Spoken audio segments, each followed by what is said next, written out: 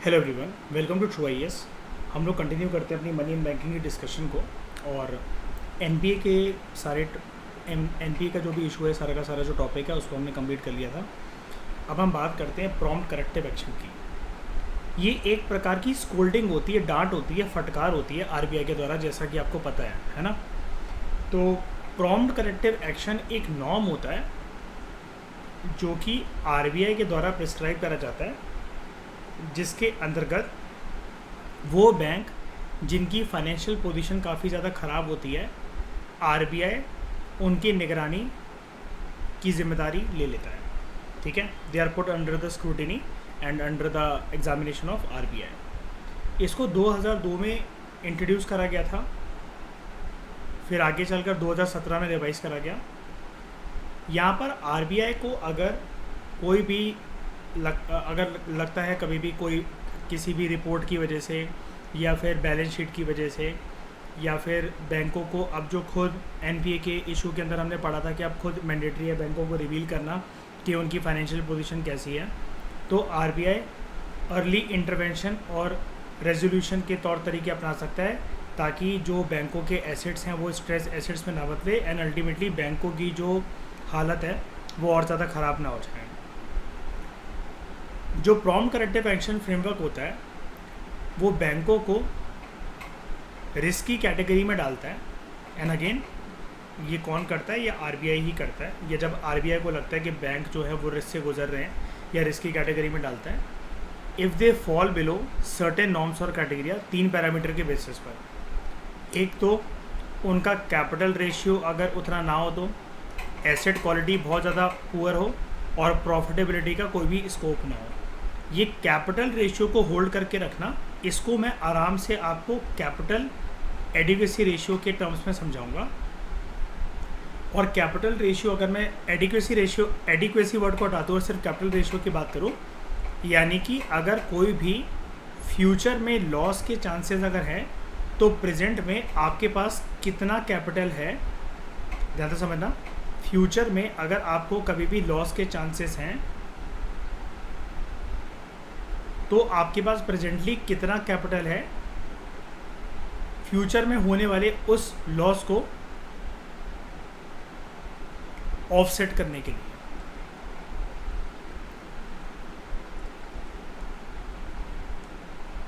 ठीक है, तो ये जो इम्पोर्टेंस क्या होती है प्रॉम्प्ट करेक्टिव एक्शन की, एक तो बैंक किन किन परेशानियों से जूझ रहे हैं उसको अर्ली स्टेज में आइडेंटिफाई करना ताकि किसी भी बड़े प्रकार का क्राइसिस फ्यूचर में अवॉइड करा जा सके। और आरबीआई की मदद हो जाती है इससे कि वो बैंकों के इम्पॉर्टेंट फाइनेंशियल इंडिकेटर्स को देख सके। अगर आरबीआई ने आइडेंटिफाई कर लिया है कि बैंकों के 3 पैरामीटर्स वीक हो रहे हैं या तीनों में से कोई भी एक पिलर वीक हो रहा है, चाहे वो कैपिटल रेशियो, एसेट क्वालिटी हो या प्रॉफिटेबिलिटी हो, तो आरबीआई अर्ली इंटरवेंशन कर सके और कुछ करेक्टिव मेजर्स दे सके ताकि बैंकों की फाइनेंशियल पोजीशन इंप्रूव हो सके। और उसके बाद अगर आरबीआई अर्ली इंटरवेंशन दिखाएगा तो ऑब्वियस सी बात है फ्यूचर में होने वाले किसी भी प्रकार का उस बैंक का कोई फेलियर होगा या सिस्टमेटिक क्राइसिस होगा, उसको अवॉइड करा जा सकता है। अल्टीमेटली इससे किसका फ़ायदा होगा? जो डिपॉजिटर्स का जो मनी होगा वो काफ़ी ज़्यादा सेफ एंड सिक्योर रहेगा। ठीक है, एंड लोगों की कौन सी हैबिट ख़राब नहीं होगी?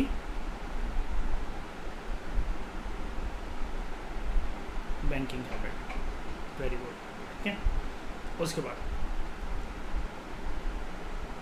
जिन बैंकों को आरबीआई प्रॉम्प्ट करेक्टिव एक्शन के अंतर्गत डालता है, जिनको कहता है I have an I on you, मैं तुम पे निगरानी रखूँगा, जब आरबीआई ऐसा बैंकों को बोलता है, उनको एक एक्शन प्लान फॉलो करना पड़ता है जिसको बोला जाता है मैंडेटरी एक्शन प्लान। अब उनकी मनमर्जी नहीं चलती, अब आरबीआई जो बोलेगा आंखें बंद करके उनको बिग डैडी की वही वाली बातें माननी है। ठीक है, तो आरबीआई जो है, हालांकि ये भी बोल सकता है, वैसे तो फर्स्ट प्रेफरेंस के तौर पर वो मैंडेटरी एक्शन प्लान प्रिस्क्राइब करता है बैंकों को, लेकिन RBI can also prescribe discretionary action plan depending on कि बैंक की खुद की नीड कैसी है, सिचुएशन कैसी है, कौन से रीजन में इस्टेब्लिश हुए कितना टाइम हो गया, कितने साल हो गए हैं, तो कभी कभार ऐसा कर सकता है। लेकिन 99% केसेस के अंदर वो मैंडेटरी एक्शन प्लान ही प्रिस्क्राइब करता है, यानी कि वो खुद से रूल्स एंड रेगुलेशन देता है, बैंकों के ऊपर थोपता है और बैंकों को वो मानने पड़ते हैं।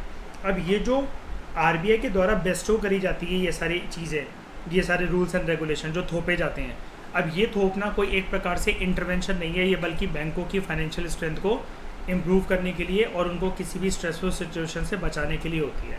तो मैंडेटरी एक्शन क्या होते हैं? आरबीआई कुछ प्रकार की रिस्ट्रिक्शन लगाता है, ज़्यादातर तो रिस्ट्रिक्शन ही होती हैं। रिस्ट्रिक्शन ऑन डिविडेंड डिस्ट्रीब्यूशन या रेमिटेंस ऑफ प्रॉफिट। अगर बैंकों के पास कोई भी पैसा डिविडेंड से आता है, डिविडेंड कैसे क्रिएट करेंगे बैंक? जो इक्विटी शेयर्स के अंदर जो पैसा लगाया होता है बैंकों ने, आपको पता है कि शेयर्स पे मिलने वाले प्रॉफिट को हम लोग डिविडेंड कहते हैं, है ना। मैंने आपको कैपिटल मार्केट के इंट्रोडक्शन में भी मैंने आपको बताया था और बहुत बार मैं आपको अलग अलग जगह पर बता चुका हूँ उसके बारे में। या फिर जो भी बाहर से किसी ने पैसे भेजे, अब वो कोई पर्सन है और उसके माँ बाप इंडिया में रह रहे हैं, तो माँ बाप का अकाउंट तो किसी इंडियन बैंक में ही होगा यहाँ पर हिंदुस्तान में, वो पैसे यहाँ पर भेज रहे हैं। तो यहाँ पर अगर जो भी कोई भी पैसा बैंकों के पास रेमिटेंसेस की फॉर्म में आ रहा है या फिर डिविडेंड की फॉर्म में आ रहा है, वो पैसा बैंक जो है वो लोन की फॉर्म में नहीं घुमा सकते। इस प्रकार की रिस्ट्रिक्शन लगती है। उसके बाद रिक्वायरमेंट ऑन द प्रमोटर्स या ओनर्स या parents to bring in more capital. अभी पेरेंट्स मतलब बेसिकली यहाँ पर जो बैंक के जो ये डायरेक्टर्स होते हैं, जो इसका बोर्ड होता है, जिन्होंने बैंक को इस्टेब्लिश कर रखा होता है, जिनका ये बैंक होता है, अब चाहे वो प्राइवेट बैंक हो या पब्लिक सेक्टर बैंक में, अगर इक्विटी शेयर होल्डिंग किसी की ज़्यादा हो, उनको बोला जाता है पेरेंट। ठीक है, कि ज़्यादा कैपिटल लेकर आओ और ज़्यादा कैपिटल बचाओ। अब अपनी जेब से नहीं लगाना होता है, ज़्यादा कैपिटल लेकर आओ का मतलब ये है कि जो कैपिटल आपके पास ऑलरेडी है उसको सर्कुलेट मत करो लोन के तौर पर, या फिर जो कुछ लोन से जो पैसा अभी आपको पीछे से आ रहा है, अब उन लोन के पैसे को बचा कर रखो। ब्रांच को एक्सपेंड मत करो, नई नई ब्रांचेस खोलने के बारे में मत सोचो, इससे पैसा खर्च होगी, थोड़ा सा बचाओ। Higher provisioning requirement. अभी प्रोविजनिंग रिक्वायरमेंट एक अम्ब्रेला टर्म है, यहाँ पर बड़ी सारी चीज़ें हो सकती हैं। एक तो यही कर सकता है कि आरबीआई एक प्रकार से एक प्रोविज़न बना दे कि आपको एसएलआर की जो लिमिट है वो बढ़ाकर रखनी है, ठीक है, तब तक के लिए, फॉर द टाइम बीइंग, जब तक आपकी सिचुएशन जो है वो इम्प्रूव नहीं होती है। और घुमा फिरा के बात ये आती है, चलो एसएलआर का रूट अगर आरबीआई नहीं लेता है तो ये बोलता है कि आपके पास जितना भी पैसा आ रहा है, आपको इतने जो परसेंट है आपको अपने पास ही रखने हैं अपनी तिजोरी के अंदर, और वो एसएलआर के अंदर भले ही नहीं है, लेकिन आपको लोन के तौर पर उसको सर्कुलेट नहीं करना है। अगर आप उससे किसी न किसी प्रकार की रोटेशन करना चाहते हो तो आप उसको इक्विटी शेयर्स वगैरह के अंदर इन्वेस्ट करो। ये दो एग्जांपल मैंने आपको बता दिया प्रोविजनल रिक्वायरमेंट के। उसके बाद रिस्ट्रिक्शंस ऑन मैनेजमेंट कंपनसेशन। किसी भी प्रकार के जो लाभ हैं या एक्स्ट्रा मॉनेटरी बेनिफिट्स हैं ना, अपने मैनेजरियल स्टाफ को वगैरह या जो भी हैं बैंक वगैरह के जो भी एम्प्लॉयज़ हैं उनको मत दो, ठीक है, ये चीज़ है। अब ये जो स्टेप है ना मैंडेटरी एक्शन प्लान, इसमें वैल्यू एडिशन होती रहती है। मतलब मैं करंट अफेयर की बात नहीं कर रहा, मतलब वैल्यू एडिशन इन टर्म्स में मैं बोल रहा हूँ कि आरबीआई सिचुएशन, वक्त और साल और ज़माने के हिसाब से या क्या क्या चल रहा है उसके हिसाब से ये मैंडेटरी एक्शन प्लान बढ़ाता रहता है। सबसे ज़्यादा इसने मैंडेटरी एक्शन प्लान जो स्ट्रिक्ट करे थे काफ़ी ज़्यादा, वो कोविड-19 के टाइम पर करे थे, ठीक है। उसके बाद अभी प्रॉम्प्ट करेक्टिव एक्शन का जो प्रेजेंट सिनेरियो जो चल रहा है, कंटेम्प्रेरी सिनेरियो, वो क्या है? देखो, जो स्टेट ओन्ड बैंक्स हैं उनका एनपीए बढ़ता जा रहा है, जिसकी वजह से उनकी जो फाइनेंशियल सिचुएशन है वो बद से बदतर होती चली जा रही है। 2018 में इसके अंतर्गत 11 पब्लिक सेक्टर बैंक्स को प्रॉम्प्ट करेक्टिव एक्शन की निगरानी के, मतलब इसके अंतर्गत आरबीआई की निगरानी में डाला गया। जो बैंक्स जो थे under prompt corrective action as on January 2020 are United Bank of India, Indian Overseas Bank, Central Bank of India, IDBI Bank, UCO Bank और लक्ष्मी विलास बैंक। इससे एक दिक्कत लेकिन ये भी हो जाती है कभी कभार, जब ये खबर बाहर आती है ना कि आरबीआई ने कुछ बैंकों को प्रॉम्प्ट करेक्टिव एक्शन की कैटेगरी में डाल दिया है, उनकी इक्विटी शेयर होल्डिंग गिर जाती है। जैसा कि कल मैंने आपको येस बैंक के केस में दिखाया था, उतनी ज़्यादा तो नहीं गिरती है क्योंकि लोगों का भरोसा रहता है कि आरबीआई अगर संभालता है, तो एक भरोसा ये भी रहता है लोगों को कि चलो इसकी सिचुएशन और इम्प्रूव हो जाएगी। तो दो तरह के लोग होते हैं, क्या पता उस पॉइंट पे ज़्यादा से ज़्यादा लोग शेयर बाय कर लें इस चक्कर में कि अभी ये थोड़ा सा साइडवेज जा रहा है इसका स्टॉक, इसके जो शेयर्स हैं, अब आरबीआई ने निगरानी ले ली तो क्या पता ये यहाँ से एक रिवर्स ट्रेंड लेकर अब ये ऊपर बढ़ जाए इसका प्राइसेस। लेकिन कुछ एक मतलब आप ये कह लो कुछ परसेंट का फ़र्क, मतलब 30% 40% का फ़र्क पड़ता है कि जब प्रॉम्प्ट करेक्टिव एक्शन के अंतर्गत आते हैं कोई भी बैंक, तो जो शेयर होल्डर्स होते हैं उस बैंक के, they are disinterested to invest in that share, bank share. ठीक है, होता है कभी कभार ऐसा, इसका ये one of the negative outcome है। तो central government generally objects to banks being put under PCA.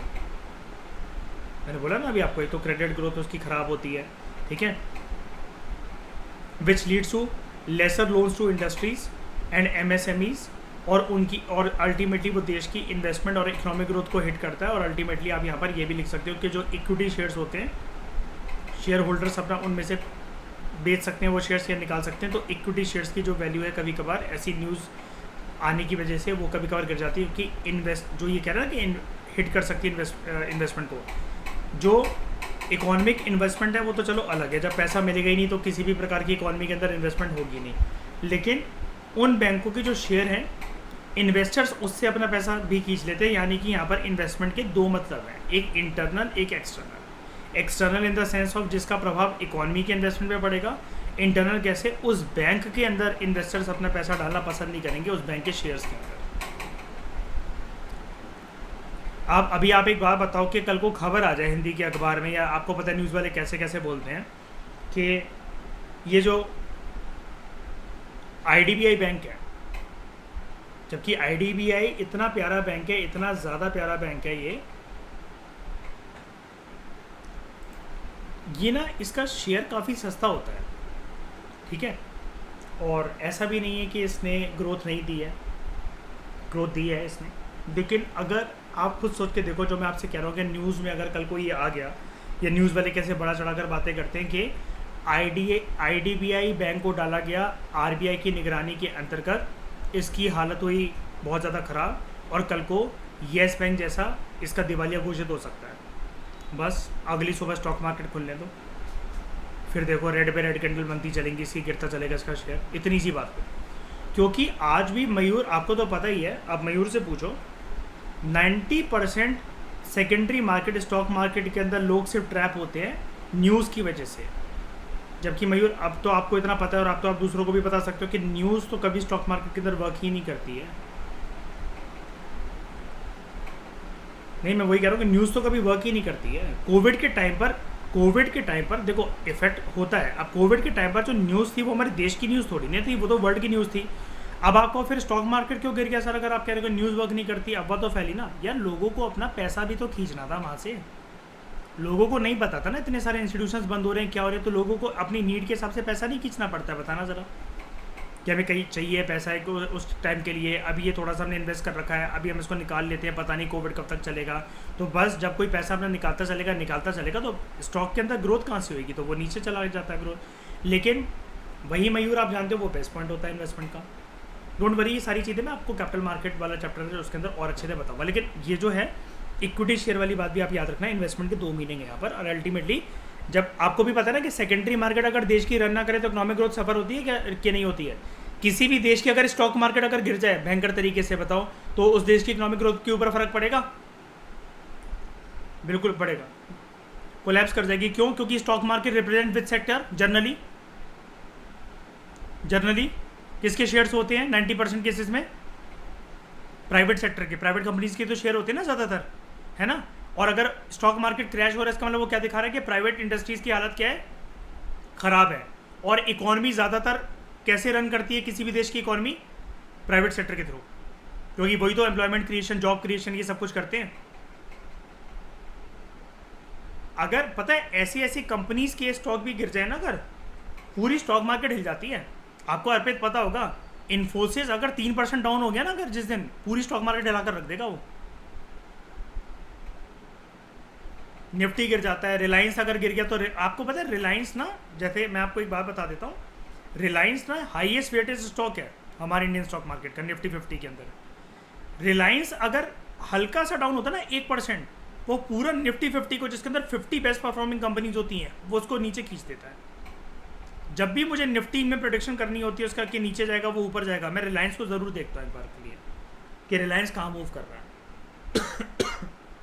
अगर निफ्टी गिरने की कहते हैं कगार पर है लेकिन रिलायंस उतरने नहीं गिर रहा, तो निफ्टी गिरने के बाद ना कुछ ऐसी पोजीशन ले लेता है, वो कंसोलिडेशन साइडवेज में चला जाता है।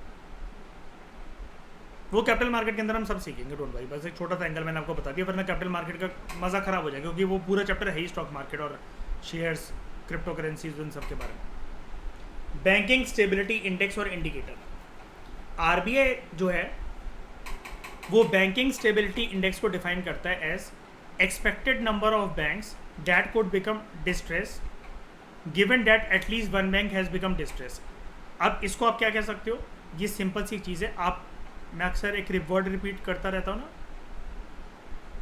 डोमिनो इफेक्ट जानते हो? एक ताश का पता रखा, वो गिरा तो सबको गिराते चलता है। एक छोटा सा ग्लास या एक छोटा सा क्यूब तो नहीं, वो रेक्टेंगल का एक कुछ होता है, मतलब एक वो, अगर एक चीज़ गिरी तो लाइन से सारी चीज़ें गिरती रहती हैं। डोमिनो इफेक्ट की बड़ी सारी वीडियोस भी आती हैं कि लाइन से आईफोन के डब्बे रखे और वो एक गिरा तो सारे के सारे गिरते चले जा रहे हैं। तो यानी कि आरबीआई बैंकिंग स्टेबिलिटी इंडेक्स को डोमिनो इफेक्ट की तरह ही डिफाइन करता है। वो ये बोलता है कि क्योंकि एक बैंक डिस्ट्रेस हो गया है, उसकी वजह से और ज़्यादा नंबर ऑफ बैंक जो हैं वो डिस्ट्रेस हो सकते हैं। वो इस वजह से, क्योंकि हो सकता है ये वाला बैंक इकोनॉमी का एक इम्पॉर्टेंट बैंक हो, इसकी हेल्थ ओवरऑल इकोनॉमी की हेल्थ को डिटरमाइन करती हो। अब इसका एक एग्जांपल दूं, बैंकिंग स्टेबिलिटी इंडेक्स मतलब कैसे कम हो सकता है, एकदम से नेगेटिव हो सकता है। मान लो कल को एसबीआई कोलैप्स कर गया,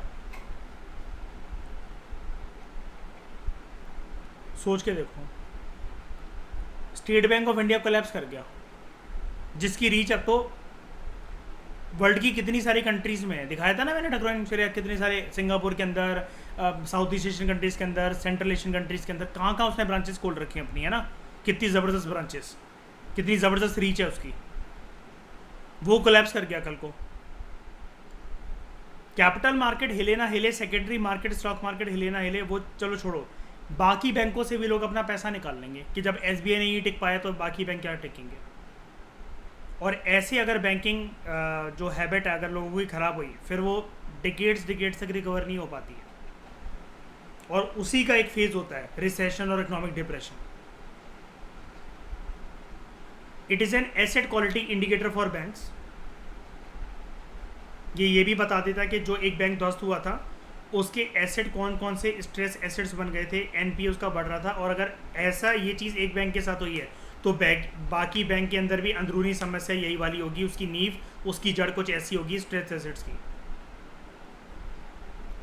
अगर बैंकिंग स्टेबिलिटी इंडेक्स अगर बढ़ने लगे, अब यूपीएससी को ना इस प्रकार के एप्लीकेशन बेस्ड क्वेश्चन पूछना बहुत पसंद है कि अगर ये इंडिकेटर बढ़ने लगे तो इससे क्या होगा, वो इंडिकेटर बढ़ने लगे तो इससे क्या होगा। तो हायर बैंकिंग स्टेबिलिटी इंडेक्स या इंडिकेटर ये दर्शाता है कि more banks are expected to become distress. अगर एक बैंक जो है उसकी हालत अगर खस्ता हुई है तो बाकी बैंक की भी हालत जो है वो बिगड़ सकती है, वो बद से बदतर हो सकते हैं, वो कोलैप्स कर सकते हैं। इसका एक छोटा सा एग्जांपल एक और देता हूँ, रियल एग्जांपल। ये तो एसबीआई का तो हमने एक स्टोरी मेकिंग के तौर पर बनाया।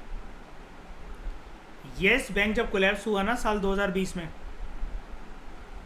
ओवरऑल बैंकिंग सेक्टर के ऊपर हल्का सा ही फर्क लेकिन आया था, बिल्कुल आया था। क्यों नहीं आएगा, येस बैंक क्या छोटा मोटा बैंक था क्या। और आज भी आप देख लो, मैंने आई थिंक आपको कल की क्लास में ही दिखाया मैंने आपको कि कैसे उसका जो शेयर है स्टॉक मार्केट के अंदर, उसका जो शेयर इक्विटी वैल्यू है वो साइडवेज है, मूवमेंट ही नहीं दे रहा 3 साल से। वो मैंने आपको पूरा टाइम ड्यूरेशन के साथ दिखाया, वर्टिकल लाइन ड्रॉ करके, बिल्कुल साइडवेज रोटेट होता रह गया है वो। ठीक है, अब जैसे मैं आपको एक चीज़ प्रूव करके दिखाता हूँ, ठीक है।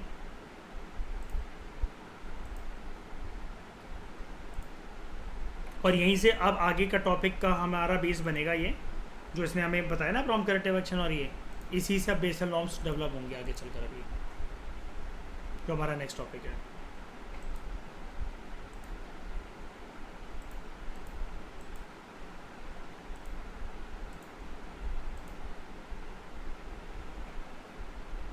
कौन से बैंक की बात कर रहा था जनवरी 2020 में?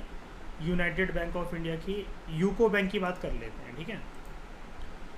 मयूर आपको याद होगा मार्च में हमने इसके अंदर पैसा अपना डबल करा था इन्वेस्टमेंट करके, लेकिन इसकी हालत दिखाता हूँ पहले मैं आपको। जनवरी 2020 नीचे देख लेना, ये टाइम आता रहता है, देखो लिखा है ना वेडनेसडे फ्राइडे 8 दिसंबर 2000, जनवरी 2020।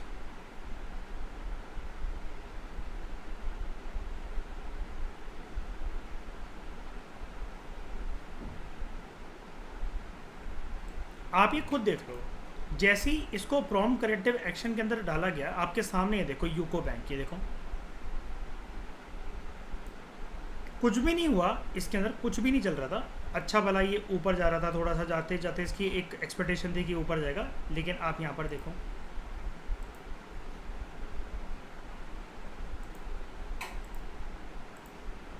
यहाँ से यहाँ तक का डाउनफॉल में चला गया ये। अब जब ये गया ना डाउनफॉल में, अब इससे फ़र्क क्या होता है देखो। चलो ये तो आपको एकदम से दिख रहा है कि यहाँ से डाउनफॉल तक ये आ गया, मतलब वो करके।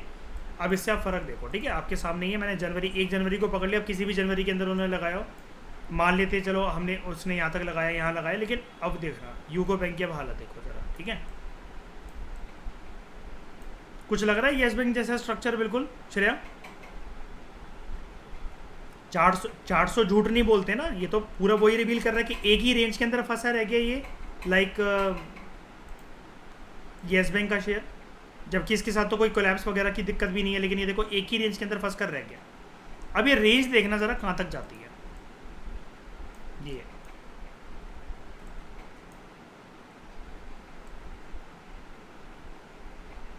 इस पॉइंट तक। अब ये कौन सा पॉइंट है, ये देखो 21 नवंबर 2022, 1 जनवरी 2020।